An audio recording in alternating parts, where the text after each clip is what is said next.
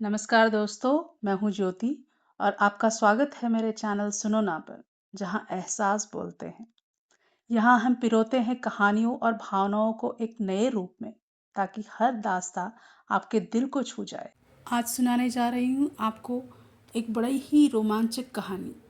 इसका शीर्षक है व्यापारी, बैल और गधे की कहानी। एक समय की बात है, एक समृद्ध व्यापारी था जो पशुओं की भाषा समझ सकता था। उसके पास कई जानवर थे, जिनमें एक बैल और एक गधा भी शामिल था। एक शाम भारी काम के बाद बैल बहुत थका हुआ अपने तबेले में लौटा। उसने गधे से कहा, तुम कितने भाग्यशाली हो।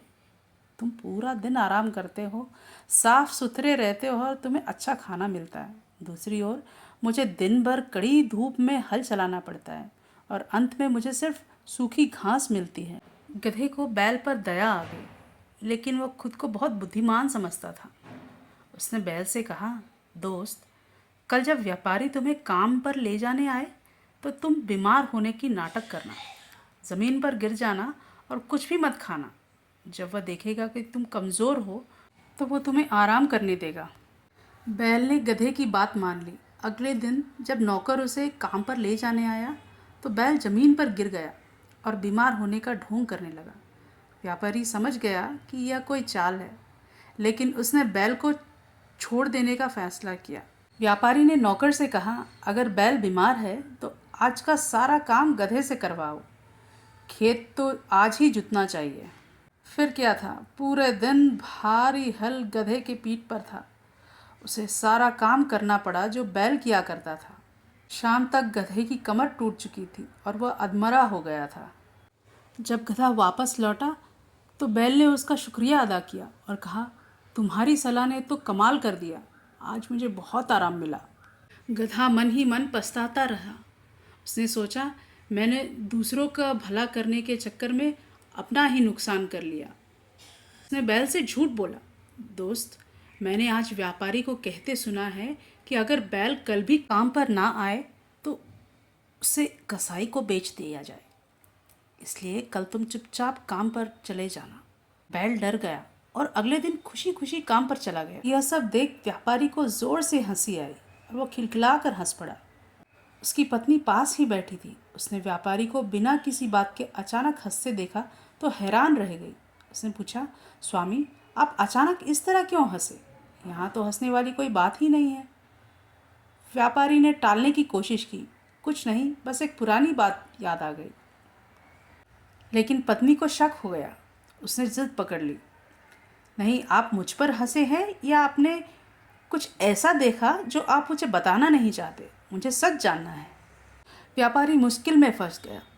उसने अपनी पत्नी को समझाया, देखो, मैं तुम्हें यह नहीं बता सकता। अगर मैंने इस राज का खुलासा किया कि मैं क्यों हंसा और मैंने क्या सुना तो मेरी मृत्यु हो जाएगी।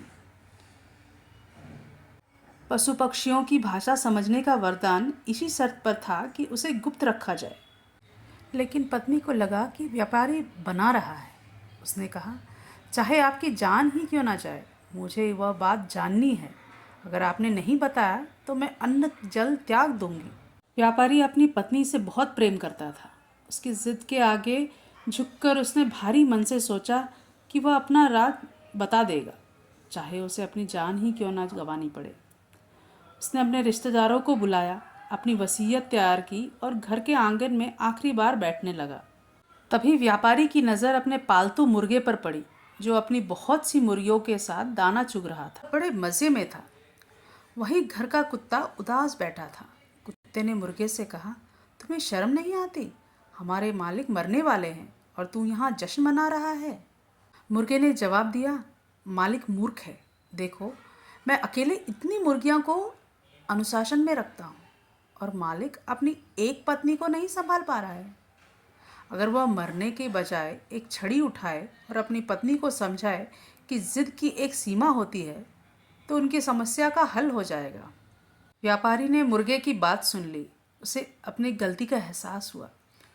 उसने अपनी जान देने के बजाय सख्त लहजा अपनाया और अपनी पत्नी को कमरे में ले जाकर साफ शब्दों में थोड़ी सख्ती दिखाकर समझाया कि हर बात जानने की जिद जानलेवा हो सकती है।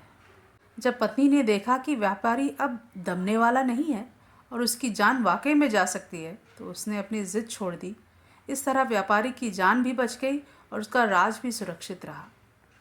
प्रेम और विश्वास अपनी जगह है, लेकिन बिना सोचे समझे की गई जिद कभी कभी विनाश का कारण बन सकती है। साथ ही बुद्धिमानी केवल चुप रहने में नहीं, बल्कि सही समय पर सही कदम उठाने में भी है। अगर आपको यह कहानी पसंद आई हो तो सुनो ना को सब्सक्राइब करें और कमेंट्स में अपनी राय ज़रूर साझा करें।